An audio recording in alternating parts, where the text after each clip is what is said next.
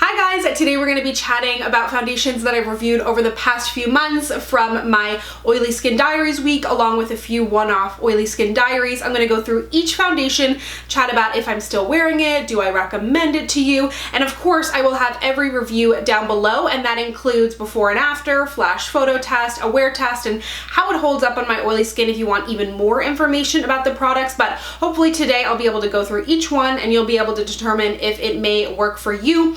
As well, starting in December, I haven't settled on a day just yet. I'm going to be doing the 12 days of foundation again and reviewing 12 foundations in 12 days. So stay tuned for that. Super excited, but let's go ahead and get started.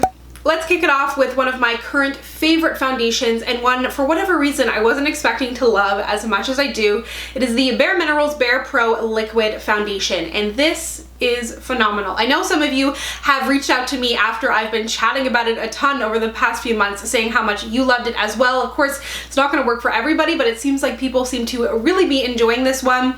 It's quite full coverage. I wouldn't say like the fullest of full, but definitely leaning full. It's buildable, has a matte finish on the skin, but doesn't feel or look dry. But the thing that impresses me about this the most is just how it looks throughout the day. This is the foundation that I reach for on days where I know I'm going to be out for a really long time, or I just don't want to have to worry about touching up, because I touch up about any foundation I put on because I have such oily skin.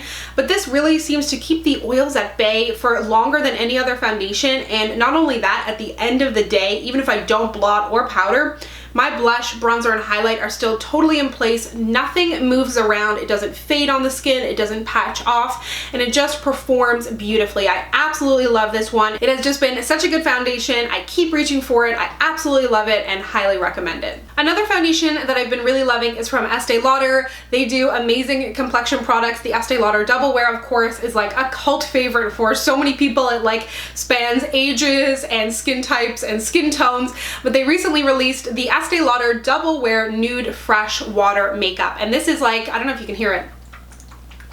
Can you hear that? It's definitely a really liquidy consistency, and I know a lot of people were really curious to hear how this compares to the original Estee Lauder. First of all, you're not getting as much coverage in here. It definitely is about a medium, and I actually surprisingly like using this with my hands. I don't know what it is, but there's something about the way that your hands kind of warm it up. It just applies better that way. It has a really good wear time as well, so if you were looking for something that was going to be a little bit more of a medium coverage, a little bit lighter on the skin, and definitely not as matte, this is definitely a good one for you. It does still have really good wear time though. I don't want you to be scared off by the fact that it's not as matte as the Estee Lauder, because that one is kind of like top notch when it comes to matteness and full coverage, but this is still a great option, a little bit lighter. So if you're looking for perhaps a winter foundation, something that was going to have a little bit more moisture in it, this may work for you.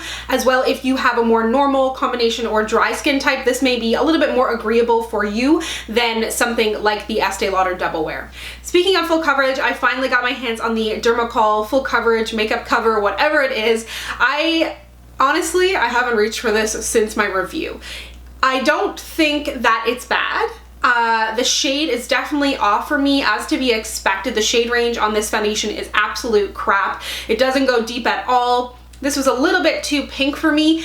I actually was really surprised with how it looked and wore on my skin. I was expecting it to be super like gloopy and full and feel more like stage makeup and just look really heavy and feel really heavy as well, and that actually pleasantly surprised me. So if you can find a shade match for you and you were really curious to try it, I do recommend it. If you have at all a deeper skin tone like me, something super yellow or golden, you may have a hard time finding one to match you. You could potentially use this to mix into other foundations, and it's not that it's so bad that I'm like, I never wanted to use this again, but I just have so many other foundations that are better shade matches for me that work better. However, it definitely does look better on the skin than I thought, gives a ton of coverage. It definitely lives up to those claims. I put a little bit on my skin and a little bit really went a long way. So it's not that it's bad, it's just like, it's not the best out for me. If I could find a shade that matched me, then maybe I would give it another go. I will hold on to it potentially to mix in with other foundations, but it's just, it's not my favorite. A foundation that swept the nation, had like a 55,000 person wait list and took like 45 days to get to my house. The Ordinary Coverage Foundation. By the way, they have sorted out all of their shipping issues. It seems things are much better now. This is a $6 foundation, and although it looks quite small, it actually has a full fluid ounce in here, just like the any average foundation. I really like this. It does seem like, however, people have really mixed reviews on this. Luckily, the price tag is a little bit more acceptable or affordable, whatever you want to call it, making it less risky to try this out. But I had such a good experience with this foundation. I love the way that it looks on the skin. It looks so natural, but gives a really nice amount of coverage. Definitely a ton of flashback in this, but that does not bother me at all. I'm very rarely being photographed at night. Such a small little bottle as well. I traveled with this in August, and when I travel with something, that means I really love it. I actually really like the performance of this foundation. I like that it is easy to take around with me. It's like no muss, no fuss packaging. It's of course incredibly affordable as well. Let me know if you'd like to see a review on the serum foundation. I have that one too, but I did really like this, and it's becoming more available. There's stores here in Toronto you can purchase from their website. You can also get it from Beautylish, I think, so I will link to it down below like everything else, but I did really like this guy and I definitely continue to wear it. Another foundation that I saw so many mixed reviews on, or not even mixed, I feel like everybody hated it except for me. It is the NARS Velvet Matte Stick Foundation. I really like this, and I want to say there's a little kind of blender on here, and I feel like in a lot of reviews I saw, people were like, I'm not going to blend my foundation out with this, and that's not the point of this blender. If you actually look in the description on the Sephora website or on the NARS website, this is more for touch-ups. And do I feel like it's necessary? No. Am I going to use it for touch-ups? No. But just keep that in mind. They're not like completely off their rocker and expecting you to blend out your foundation with this. But I do really like this foundation. It is incredibly lightweight. If you're going into this thinking it's going to have a ton of coverage, be super matte, that is not the case. It is what's described as a velvet matte to NARS. I definitely think it is kind of like a satin matte finish. There is a bit of a sheen to the skin. I powdered it down and I was really happy with the finish, but I just really like this because it's so light. If you're not into wearing a ton of foundation, you don't like the way that foundation feels or looks on the face, and you're looking for something light, this is really nice. If you have incredibly oily skin and you want something that's going to be super matte, this may not be the foundation for you, but even though I do have oily skin, I love the way that this looks and feels on my skin, and I'm okay to blot a little bit throughout the day. I blot with just about any foundation anyway, so that is not a deal breaker for me,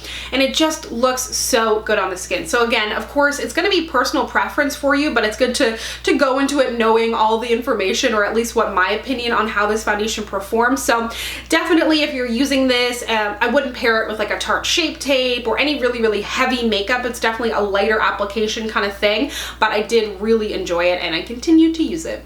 Another stick foundation that I really love is from Sephora collection, and I feel like Sephora collection gets totally overlooked, but this is their Make No Mistake foundation and concealer stick. This is I think $25 Canadian, which is on the more affordable side of things that are at Sephora. It has quite a big shade range as well, and I would say this is more on the medium coverage. It's not an incredibly matte finish. Again, it's kind of like a satin matte, but with powder it performs really well on the skin, and I have just been loving stick foundations lately because they're so easy.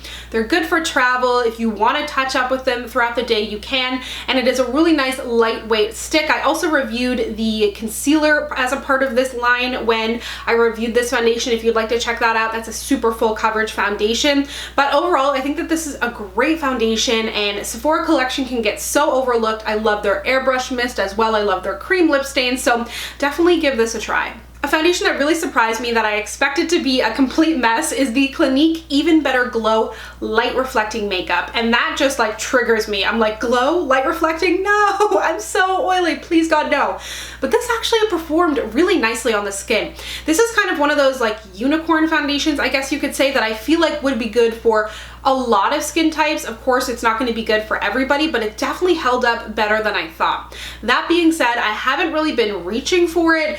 The shade is a little bit off for me and it's just not my favorite, but I don't think that it's bad. If you have a combination normal or combination normal or dry skin, I definitely recommend giving this a go, because Again, it is a little bit more of an affordable foundation from Sephora or whatever kind of beauty counter you're picking it up from. It does look really nice on the skin. It does have a glow to it, but it's not like shimmer or glitter in there. It just really is kind of a lit from within kind of thing. How many quotations am I going to use in this video? But I did like the way that it performed on the skin, and I find sometimes it seems like with lighter glowier foundations, they don't seem to have good wear time on them. So this has good wear time and glow. I definitely want to try some of the more matte foundations from Clinique because I feel like the foundations I've tried from Clinique have all been a little bit glowier. This did impress me, however, it's not the kind of thing that I would go out and repurchase. The Huda Beauty Faux Filter Foundation was one of the many launches this year that everybody was up in arms about, trying to get their hands on, trying to figure out what shade they are. Is it going to be any good? Is it super hyped up? All that kind of stuff. So I was really curious to try it. I totally gave into the hype. And I will say that this foundation looks beautiful on the skin. On application, it looks so smooth, so flawless. It doesn't look heavy. It's quite full coverage, and I was really, really impressed with that. What I didn't love was that it was quite scented, and it also had really bad flashback. And I actually don't care about flashback, but to me, something that is faux filter and kind of like, oh my god, I can't stop with the quotations, I'm so sorry. Something that is faux filter and from somebody who is an Instagram celeb, I think should perform really well in photos. And maybe it was just me. I feel like a lot of people don't do flash photo tests in reviews, so I can't really compare. I didn't notice anybody that I watched review it do a flash photo test, so let me know what your experience with it has been. But it just gave such crazy flashback that I was really, really kind of taken aback by that. Again, not a deal breaker for me, but I would have preferred that it looked really good in all forms of photos for Instagram, for photographing, whatever it may be. It did wear nicely on the skin, but I don't think that it is as matte as I would like it to be for my personal preference. If you have normal, dry combination skin, this will be better. If you have oily skin, definitely use a good mattifying powder. You'll need to powder throughout the day. This is the kind of foundation that I'll wear for filming, I'll wear for an event perhaps, but it's not something that I'm gonna count on to wear for like 14 hours throughout the day. It didn't oxidize or do anything weird like that, but because it is formulated for the majority of skin types, it doesn't have that kind of lock-in mattness that I look for something that I want to wear throughout the day. So it's not that it was a total miss for me, but again, it's not something that I feel like could be a holy grail for oily skin types in my opinion. Moving on to a foundation that I don't have here in front of me, which means it's time to break out the paper cutouts again. It is the Fenty Beauty foundation. I purchased the foundation, the matchstick, and the highlighter as soon as it launched. I waited outside the Sephora store. I was so pumped to try this line. And let me say this, I know a lot of people have very strong feelings about Fenty and supporting it, and I know that that has caused, or it seems like it's caused, people to not want to speak ill about the brand. And I have mixed feelings about this because I absolutely love the brand. I love everything that it stands for. I feel like it has woken up the beauty industry to the fact that catering to all skin types is incredibly important from day one. Not launching 10 shades and saying, we're gonna launch more shades in a year, we don't need your money right now kind of thing. And yes, there were brands out there who were doing it for years and years and had tons of shades, but for whatever reason, this launch, probably because Rihanna was tied to it, really seemed to ignite something in the industry, which I think is amazing. I'm a huge advocate of it. But my skin doesn't care. My skin doesn't know what's going on in the outside world. It just wants to produce oil. And the foundation just didn't agree with me. It's not that it was bad. It didn't break up and it wasn't horrible, but it's not the kind of thing that I feel like I'm gonna reach for. And my bigger issue with it was just finding a shade match because it oxidized so much, and it left me feeling really, really uncomfortable when I was wearing it because I felt like, oh my god, is it gonna oxidize more? Am I gonna look like I have an orange mask? So when I was in store to exchange it, I was like, you know what? I'm not gonna reach for it that much. Why would I buy a foundation and hold on to it just to have it sit in a drawer, as opposed to actually just returning it and finding another foundation that I can review for you. So it's not that it was a bad foundation, it just was not my favorite, and I happened to be in Sephora, so I just ended up returning it. It has nothing to do with the brand. I totally support the brand, and I know a lot of people had really good experiences with it. It seems like from dry to oily, lots of people really, really loved it, but for me personally, it just wasn't my favorite. And the last foundation that I want to mention is another paper cutout. This one is from the drugstore. It is the Revlon Youth Effects foundation, and I kind of expected this one to be a fail, and it definitely lived up to the fail quality. I really have not had good experiences with foundations that have this texture, super moussey and thick. I find them hard to blend out. They sit on the skin and are just so heavy. I did not like the way it wore. It was patchy. That being said, it's not really marketed towards my skin type, so it could easily work for a more dry skin type. If you have fine lines, it's kind of marketed towards that. So I don't really ding it for not working out for me. I kind of expected that, but I thought just maybe it'll work for me. But I really, really hated it and do not like it, hence why I have decluttered it and hence why I am showing you a paper cutout. So thank you so much for watching. I hope you enjoyed this video. Let me know down below what foundations you would like to see reviewed in the 12 days of foundation. And if you'd like to connect with me, you can find me on Instagram, Twitter, and Snapchat at SamanthaJaneYT, and I'll see you guys next time. Bye!